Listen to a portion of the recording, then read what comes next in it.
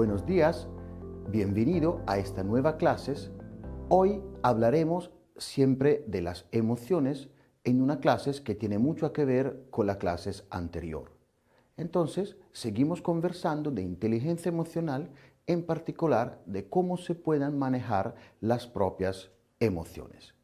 Al comienzo del curso hemos hecho ver un modelo de coaching donde se ve claramente que tenemos un observador, nuestro paciente, que ve la realidad y de acuerdo a cómo ve la realidad tiene una interpretación, tiene algún pensamiento. Estos pensamientos generan una emoción y esta emoción va a influir en su conducta y al final en su estado de salud. Con este curso tratamos de tocar todos estos aspectos. Entonces seguimos con la parte de las emociones.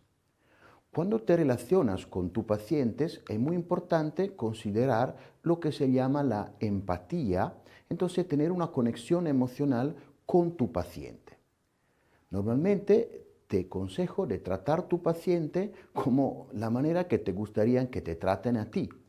Entonces, supongamos que una persona viene delante tuyo, tiene que demostrar un interés genuino con respecto a la temática que te está presentando. Agradeces al paciente que ha seleccionado tu servicio o tu hospital y mantén una actitud positiva con respecto a toda la sesión que está teniendo con esta persona.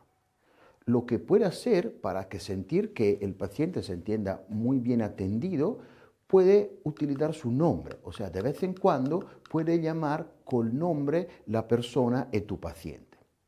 Han hecho distintos estudios y se ha visto que la palabra más emocionante por cualquier persona es escuchar el propio nombre. Entonces puede utilizar estas técnicas para que el paciente se sienta muy considerado y empieza a tomar responsabilidad con su estado de salud. Esta noche vamos a hablar de las emociones, en general la conexión entre la emoción y el estado fisiológico. La disciplina que le quiero presentar hoy se llama la descodificación biológica. Con la descodificación biológica se entiende la relación entre el tema emocional y el tema corporal. Esta disciplina ha sido estudiada por primero de Christian Fletcher, que era un psicoterapeuta y se considera el padre de este sector. En realidad, muchos estudiosos antes estaban hablando de esta conexión, pero él ha delineado bien cómo es esta disciplina. Empezamos con Jung, Carl Gustav Jung, el cual nos dice que la enfermedad no está aquí para ser curada, sino está aquí antes de todo para curarnos. ¿Sí? Entonces, lo que estamos considerando es que vamos a tratar la relación que existe entre enfermedad somatizada en el cuerpo y una emoción reprimida que puede ser el origen de estas enfermedades. Entonces, la biodescodificación es como la búsqueda de la respuesta biológica dentro de nuestro cuerpo. Entonces, te tratamos de comprender cuál es el impacto emocional, el resentir que ha activado un conflicto interno y ha generado una enfermedad. Entender la biodescodificación al final es cambiar nosotros mismos, pero de adentro. El dolor, por esta disciplina, es el lenguaje que tiene el cuerpo para que nos podamos dar cuenta que algo no está funcionando bien en nuestra fisiología. Cuando una persona normalmente se enferma, piensas a una fatalidad, a buscar factores externos, ¿no? Entonces considera la enfermedad como algo que tenemos que atacar, tenemos que luchar y tenemos que vencer, algo con el cual estar en cuenta. Sin embargo, la enfermedad puede ser entendida como un sistema de salvaguardia temporal y para poder entenderla hay que escuchar en nuestro cuerpo biológico así como mental. Es la manera más sana que tiene nuestro organismo de pedirnos que vamos a prestar atención a algunas necesidades que puede ser que no los hemos hecho antes. Empezamos con algún ejemplo un poco más práctico. Empezamos, por ejemplo, con la piel. ¿Mm? Hay una relación bastante fuerte entre una sensación psicológica y lo que pueden ser la enfermedad de la piel. Consideramos, por ejemplo, la psoriasis, ¿no? La psoriasis es una enfermedad que hace que la piel empiece a ponerse mucho más dura, mucho más blanca. Entonces es una enfermedad como inflamatorias. Esta puede afectar algunas partes del cuerpo y normalmente pueden ser los codos, pueden ser aquí detrás de la nuca y otra parte del cuerpo. La piel así se pone muy gruesa y se pone como un escudo que no vas a proteger. Claramente, entonces la psoriasis la vemos como una enfermedad biológica, vemos sus síntomas que es bien visible. Pero estos síntomas normalmente cambian de acuerdo al estado emocional de la persona. Entonces pueden ser síntomas más livianos o síntomas más gruesos. Entonces, en este caso siempre vemos un tema emocional que tiene algo que ver con las relaciones con otras personas, porque se considera la piel el confín entre nosotros mismos y las demás personas. Entonces, cuando vemos una enfermedad que tiene mucho que ver con la piel, tenemos que ver la parte emocional y la parte emocional normalmente tiene algo que ver con lo que puede ser una relación con algún tipo de persona. Entonces, de acuerdo a la biodescodificación, sabemos que cada parte del cuerpo puede ser afectada en manera fuerte de alguna emoción que podemos tener. Supongamos, por ejemplo, que tenemos como emoción dominante la ira. Al tener siempre esta emoción, podemos tener problema al hígado. Tenemos la pena, que normalmente a lo largo puede afectar nuestros pulmones. La preocupación y la ansiedad normalmente tienen algún problema con el tema de la digestión, de la barriga y del estómago. El estrés, que veremos más a fondo, normalmente altera tanto nuestro cerebro como altera también nuestro corazón y nuestra presión arterial. El miedo normalmente debilita las partes de los riñones. Y en cambio tenemos otras emociones que podemos considerar de energía positiva, como el amor, como la risa, como la felicidad, que van a influir en nuestro sistema inmune y pueden ayudar a pelear en contra a este tipo de enfermedad. Entonces podemos poner en relación algún malestar físico que tenemos con las emociones dominantes, que son lo que vamos a vivir la mayoría del tiempo. Sabemos entonces que cuando una parte del cuerpo deja de funcionar, muchas veces tenemos que repercusiones en otra parte del cuerpo. Entonces tenemos en un proceso de sanación ver dónde puede ser el origen, porque a veces estamos buscando algo, pero el origen puede ser en otra parte. Entonces, normalmente los problemas que afectan como la cabeza, dolores de cabeza, pueden tener algo que ver con la parte emocional del control, de raciocinios, personas demasiado racionales. Normalmente los temas ligados a enfermedad, que puede ser en la cara, tiene algo que ver con la identidad de la persona o con la autoestima. El cuello tiene mucho que ver con el deseo de controlar el entorno. Entonces tiene que ver con algo como que estoy perdiendo el control o que temo de perder el control de algo. El pecho tenemos como emociones fuertes, entonces tenemos siempre el corazón o siempre los pulmones, y podemos tener como el intestino siempre ligado a algo como puede ser como la tristeza. Entonces con esta disciplina vamos a buscar la relación que tenemos entre algunas partes del cuerpo y la emoción que podemos tener como dominante. Un área muy delicada del cuerpo es el área del bajo vientre y el área genital. Aquí la conexión entre algunas relaciones sociales que las pacientes están viviendo es muy importante. Entonces, todas las cosas orgánicas que se pueden controlar en la parte genital tienen mucho que ver cómo las personas se están relacionando con lo demás. Entonces, aparte la parte médica de dar un diagnóstico específico del tipo de enfermedad que la persona tiene, tenemos que ver cuáles son las emociones que pueden ser conectadas con este tipo de enfermedad. Porque en la visión que estamos proponiendo, nuestro estado de salud depende de cómo pensamos, de cómo nos emocionamos, tanto de nuestro cuerpo y de lo que hacemos. Entonces, cada enfermedad tenemos que leerla con este marco que tenemos. Entonces podemos pensar que una persona que tiene algún problema a las piernas o a los pies puede tener algún problema de estabilidad emocional.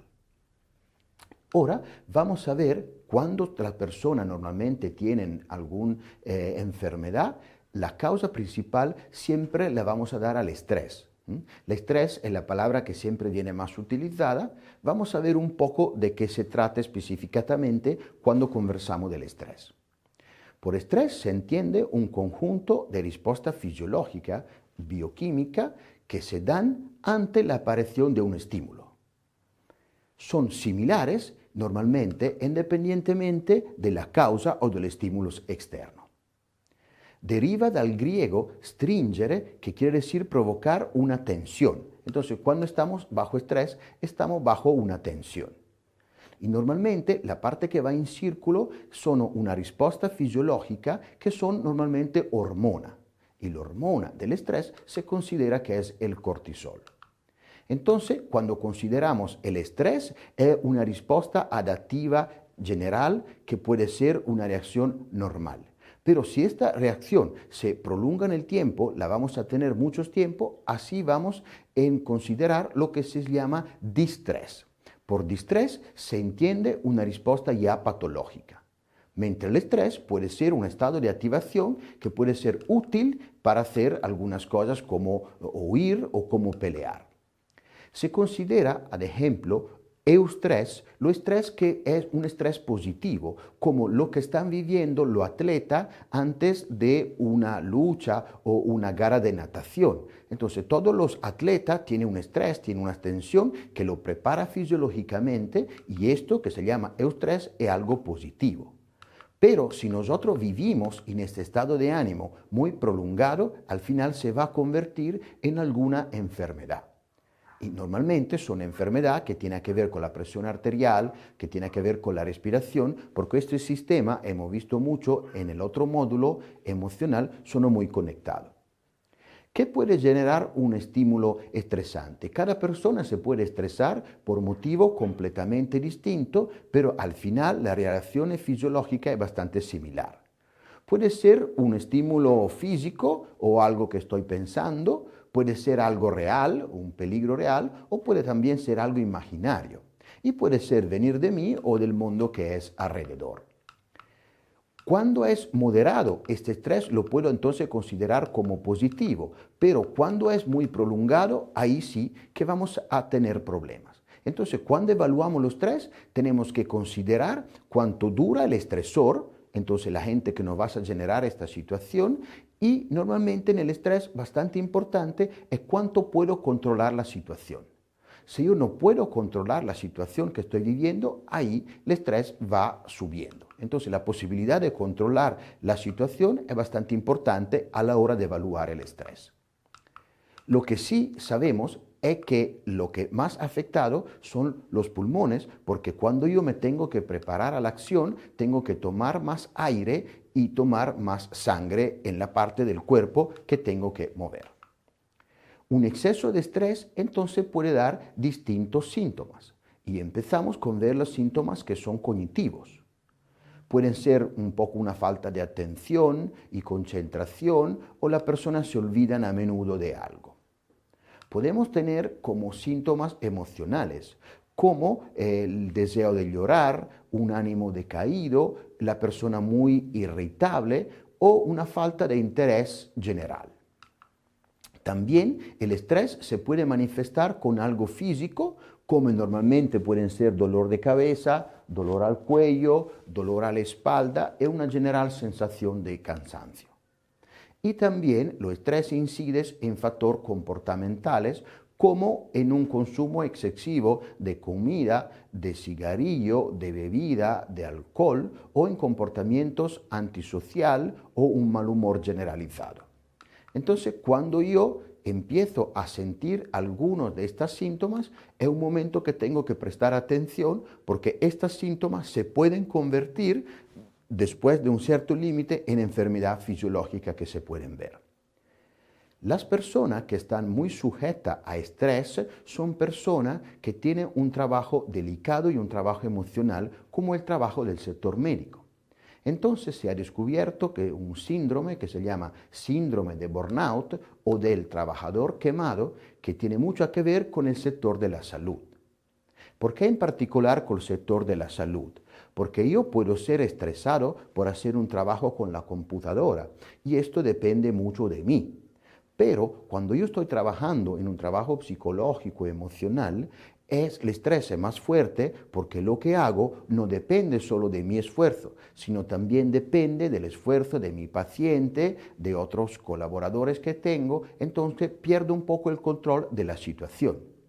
Y algunos trabajos tienen una relación muy directa entre una causa y un efecto, pero cuando hablamos con personas, estas cosas se van mezclando y es bastante difícil controlar los resultados de que estoy haciendo porque no dependen solo de mí, sino también dependen de los pacientes o de los trabajadores con los cuales estoy trabajando. Entonces, en el sector médico se ha difundido esta patología que lleva a las personas a tener algunos síntomas, ¿no? Entonces, estos síntomas pueden ser un agotamiento emocional, o una fatiga o poco ánimo en el seguir haciendo lo que están haciendo. Tienen como un comienzo de depresión, que a veces pueden ser como más grave, como ataques de pánico. Pueden ser que en el trabajo no sea tan eficiente y empiezan a tener como problema para dormir o cambios en el organismo, como a veces pasa con la caída del cabello, como puede ser un poco de gastritis o problema de este tipo.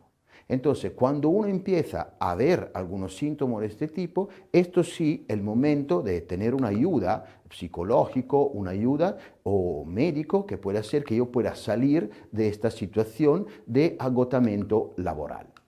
Entonces, cuando yo entro en este plan, tengo que tener como una pequeña terapia en la cual por un cierto breve tiempo me tengo que desconectar del trabajo y recuperar algunos espacios personal, como estar en la naturaleza, hacer algún tipo de deporte o hacer algo que me pueda motivar un poco más, porque pierdo un poco el sentido de la vida. Esto lo hemos visto en las primeras clases cuando hemos hablado de lo que se llama el balance of life. Hemos hecho como un equilibrio de la rueda de la vida, donde sabemos que nuestro equilibrio, nuestro estado de salud depende de algunos de estos factores, como el hacer deporte, ver la familia o ver los amigos. Esto es, cuando uno empieza a hacer la síndrome de burnout, es como pierde este equilibrio, entonces tiene que recuperar por este espacio personal. Entonces, cuando uno tiene o empieza a tener problemas con el estrés, tiene que buscar normalmente cuál es la causa principal de su estrés. Puede ser un problema familiar o un problema de trabajo. Tiene que analizar un poco la situación que está viviendo, porque puede ser que no está en línea con sus valores. Entonces se dice que cuando una persona está trabajando duro por algo que no tiene mucho interés, esto sí se llama estrés. Pero cuando una persona está trabajando duro por algo que ama, esto se llama pasión. Entonces viene un momento en el cual en la vida uno tiene que reflexionar un poco cuál es su rumbo de vida. Y aquí viene lo que hemos visto en las clases, que son los valores y son las creencias. Entonces, ¿qué podemos hacer cuando estamos un poco estresados o tenemos un paciente que está viviendo estas condiciones? Vamos a dedicar un poco más de espacios a las cosas que son importantes y vamos a gestionar un poco el tiempo y la tarea que tenemos que hacer en la vida. Entonces ahí el tema viene de tratar de organizar un poco nuestra prioridad de la vida, porque estamos haciendo demasiadas cosas a la misma vez. Por esto nos puede ayudar una herramienta de Stephen Covey que es hecha para las personas que quieren tener una vida efectiva y de éxito profesional. Entonces, él ha dividido los que hacemos en la vida en 4 partes, de acuerdo a un tema que es de importancia y de urgencia, y ha hecho como una matriz con 4 cuadrantes. Empezamos del primer cuadrante, que dices que algo que es importante y urgente. Y esto es el cuadrante más importante porque ahí van la tarea para producir. Tenemos otro cuadrante donde tenemos cosas que son importantes, sí, pero que no son urgentes. Y estas cosas son tareas que sirven para crecer. Tenemos un cuadrante donde tenemos cosas que no son ni importantes ni urgentes. Entonces, estas se pueden delegar. Y al final tenemos lo que no consideramos ni importante ni urgente y esta sí podemos verla en otro momento. Entonces vamos a hacer de nuevo un pequeño resumen. Si queremos tener productivo, tenemos que enfocarse en lo que es importante y urgente.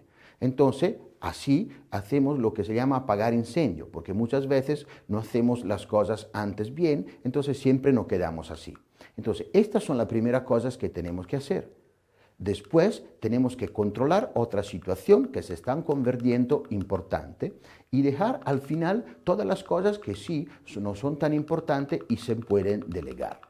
Vamos entonces a ver un pequeño dibujito donde podemos ver las cosas, cómo priorizar lo que hacemos en la vida.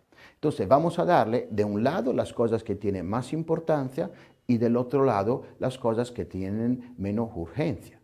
Entonces, de estos 4 cuadrantes, claramente tenemos que hacer ya las cosas que son importantes y urgentes. La otra cosa la vamos a planificar, la otra que no son importantes la vamos a minimizar y otra tarea la vamos a delegar. Entonces, una persona que está estresada está haciendo muchas cosas a la vez. Entonces, tenemos que dar un orden a las cosas y una prioridad a las cosas que son de nuestra vida. Otra emoción que puede generar algunos trastornos, algunas enfermedades, normalmente es la ansiedad. Entonces, después que hemos visto hacer muchas cosas a la vez, normalmente la ansiedad se trata de hablar de algo que va a pasar en el futuro. Entonces, normalmente se trata de un estado mental en el cual nos encontramos porque tenemos la necesidad de tener todo bajo control. Es una condición bastante limitante para la persona y para la familia de estas personas. Y la ansiedad normalmente se genera no por el pensar el futuro, que esto sería bastante normal, pero en la necesidad de querer controlarlo. Las personas que quieren controlar demasiado el futuro empiezan a tener demasiada ansiedad. Entonces sí, son personas que viven el futuro. El pasado no preocupa mucho una persona con ansiedad porque ya está bajo control. Y lo que siempre sabemos que vive en el presente es nuestro cuerpo. Entonces, cuando tenemos una persona que se proyecta demasiado al futuro, tenemos que hacerlo ver el presente y esto lo hacemos mediante su corporabilidad, para reportarlo a lo que estamos viviendo ahora. Normalmente, ¿qué hace una persona ansiosa? Una persona con ansiedad, cuando está ya comiendo el desayuno, está pensando en el trabajo después. Y cuando estás en el trabajo después, está pensando que tiene que regresar en casa el tráfico. Y cuando está de nuevo en su cama, que ya se termina el día, ya empieza a pensar a lo que le pasará el día siguiente. Entonces, no viviendo el presente, vive constantemente proyectado en el futuro y esto le va a generar algunos tipos de sintomatología. Lo que puede alterar la ansiedad en una persona normalmente puede ser un comportamiento antisocial, un exceso de trabajo, a veces uno hace una dieta o le está faltando el sueño. Entonces, en este caso sí entra en este plan de tener mucha ansiedad. Normalmente, como hemos visto en la programación neurolingüística, tenemos una específica categoría de personas que son las personas visuales. Son las personas normalmente más con ansiedad porque quieren controlar todo mediante la vista. Estas personas normalmente son las que hablan más rápido, son las que respiran muy agitado y muy superficialmente. Son las personas que les gustan sobre todo la actividad que se consideran visuales. A este tipo de personas normalmente no les gustan mucho las sorpresas. ¿Por qué? Porque no pueden controlar lo que acaba de pasarle. Entonces, tal vez unas vacaciones, que puede ser normal por algunos, puede ser un peligro por otra persona que pueden ser que no vayan controlando la situación. Normalmente, estas personas necesitan de un tiempo más para recargarse después de una reunión social. Porque cuando están interactuando a nivel social, no controlando bien lo que está pasando, porque no depende solo de ellos, necesitan un tiempo para recuperarse después. Normalmente no les gusta mucho tomar decisiones o elegir y cuando tú le dices tenemos que hablar, empiezan a preocuparse mucho de lo que tú le vas a decir. Y esta ansiedad tiene bastante que ver con la autoestima de las personas. Y muchas veces te hacen la misma pregunta tantas veces. ¿Por qué? Porque no están seguros de la respuesta que le está dando. Normalmente estas personas, como no solucionan los conflictos por el día, se quedan con estos conflictos cuando se van en la cama y es bastante difícil que puedan dormir, porque todavía no han solucionado todos los temas que tienen en la cabeza. Normalmente se cansan bastante fácilmente físicamente porque este trabajo que tiene en su cabeza lo está verdaderamente agotando. Su productividad entonces es bastante limitada. Y esto hace que estas personas normalmente van a una cita antes o siempre tratan de controlar lo que le pasará. Hacen la maleta antes de ir de vacaciones, ya cuando van a la puerta de su casa ya tienen la llave a su mano, entonces siempre tratan de controlar lo que pasará y ya se preparan para lo que pasará. A estas personas les cuesta mucho perder el control. Así que normalmente cuando tú le hablas puedes saber que esta persona no siempre está presente contigo porque puede ser que está pensando a lo que le pasará en el futuro. Cuando tenemos personas fuertemente ansiosas, entonces, ¿qué podemos hacer para ayudar a estas personas? Primero tenemos que saber que no se borra completamente la ansiedad. Yo la puedo manejar, pero este estado, que es una mezcla de un pensamiento, de una emoción, de lo que hago, la puedo manejar, pero difícilmente la puedo quitar del todo. Lo que puedo hacer es que si le digo de calmarse, esto tampoco va a funcionar. Si tengo un amigo, lo puedo abrazar, porque con mi cuerpo lo hago regresar al presente y le doy la ayuda que necesitas. Pero sabemos que normalmente con la relación médico-paciente se tiende a no tocar a los pacientes por un tema que hemos visto con la programación neurolingüística, o sea, de no generar un anclaje con estos pacientes. Si una paciente empieza a llorar, yo lo estoy abrazando y le estoy dando esta fuerza, cada vez que él me ve de nuevo puede sentir esta misma emoción, entonces me va a anclar a algo negativo que ha vivido y esto no lo podemos hacer. Entonces, cuando estamos en una sesión de coaching y vemos una persona así, lo que podemos hacer es invitarla a la acción. Porque el antídoto de la ansiedad normalmente es siempre la acción. Y no simplemente la decisión de hacer algo, sino hacerlo de verdad. Porque a veces la gente toma una decisión, pero si no la convierte en una acción, en realidad no ha sido una verdadera decisión. Entonces, cuando estamos en esta condición, tratamos que la persona se enfoque en el presente con algo concreto que la persona tiene que hacer.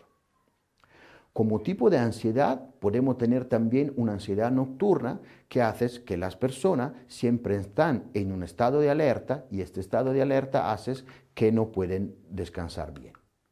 La ansiedad también la podemos tener con respecto a la comida. Podemos tener personas que pierden el control y entonces empiezan a comer dulce o comer otras cosas que edad que están teniendo. Así que las técnicas que normalmente se utilizan para que una persona se centre en el presente es lo que se llama el mindfulness. Quiere decir atención plena. Y por atención plena se entiende enfocarse en lo que estamos haciendo en este preciso instante. Entonces, si tú quieres hacer mindfulness, ahora tienes que prestar atención a lo que estás viendo, a lo que estás escuchando, a cómo te sientes sentado en estas mesas, a cómo sientes tus manos. Entonces, prestar verdaderamente atención a lo que estás viviendo en este momento. Esta técnica de mindfulness se aplica, por ejemplo, a la comida. ¿Por qué? Una persona que normalmente tiene mucha ansiedad no disfruta de su comida. ¿Por qué? Porque cuando estás comiendo ya está pensando a lo que tiene que hacer después. Y si tiene que solucionar un problema, su sangre, en lugar de irse en la barriga para prepararse a la comida, está yendo por otro lado para solucionar problemas de trabajo. El mindfulness así es una técnica de atención plena que te puede ayudar a superar un poco lo que es tu ansiedad. Normalmente pensamos que para hacer esta técnica de meditación tenemos que ponernos ropa particular como naranja, que nos tenemos que poner en posición rara. En realidad no es absolutamente así. Lo que es mindfulness o meditación no tiene nada que ver con esto, simplemente tiene que ver con prestar atención a tu cuerpo, a tus sensaciones. Y esto no lo tiene que hacer en un lugar específico, ir a una clase de yoga o ir en un templo particular. Esto lo puede hacer en cualquier momento.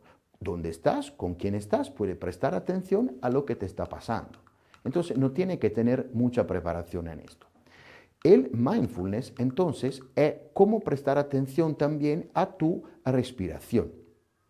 Cómo entra el aire en tus pulmones, cómo te carga de energía, cómo sale el aire de tus pulmones y el ruido que haces, la temperatura del aire que está entrando en tu cuerpo. Prestar atención a todo esto y sobre todo la respiración es la primera parte de lo que se llama la meditación. Porque la meditación no es otra cosa que empezar a controlar la respiración. Y de acuerdo a cómo yo estoy controlando la respiración, poco a poco voy a controlar mi pensamiento y puedo generar un estado emocional de bienestar. Todo podemos empezar a prestar más atención a nuestro cuerpo, a nuestra ropa, cómo nos sentimos en nuestra posición actual. Entonces todo el mundo puede hacer y prestar atención a su propio cuerpo personal. Después podemos desarrollar distintos niveles de estas capacidades. Entonces ahí sí, hay personas que son maestros de yoga o de budismo que llegan a procesos mucho más profundos de lo que puede una persona normal. Y con este aspecto han hecho muchos estudios de los beneficios de lo que es hacer meditación. Porque hacer meditación hace que nuestra onda cerebral vayan cambiando de alguna manera y estos cambios van a generar como un bienestar de nuestros sistemas inmunes.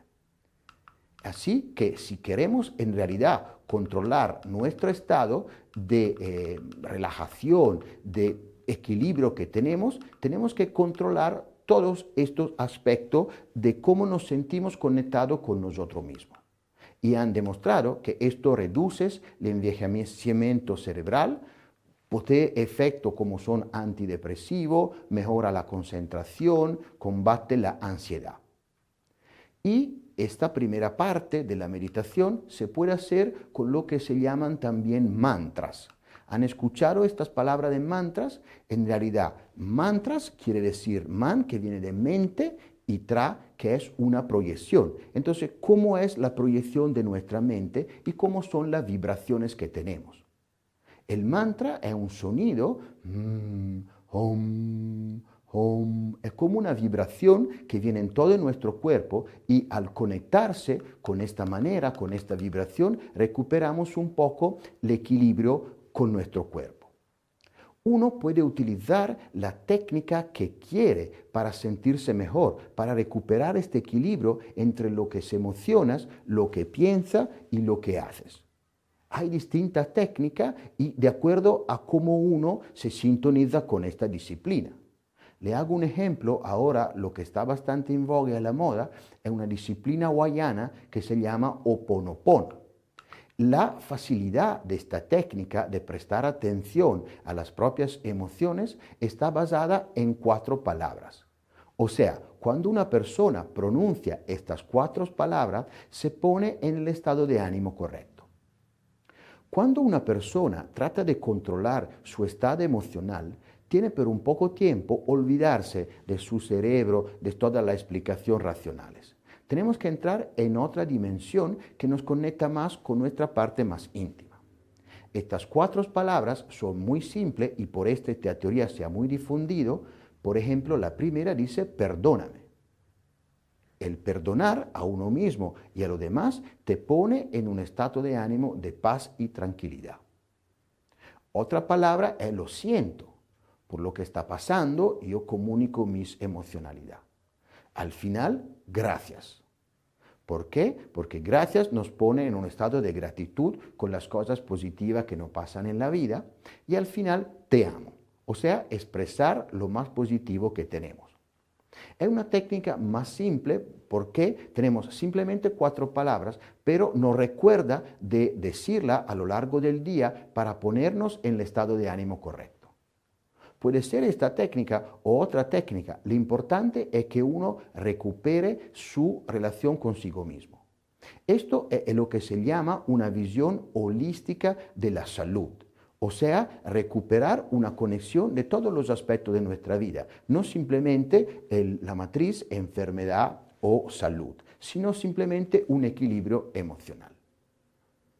Con esto es todo. Gracias por haber asistido a esta clase. Lo espero a la próxima clase.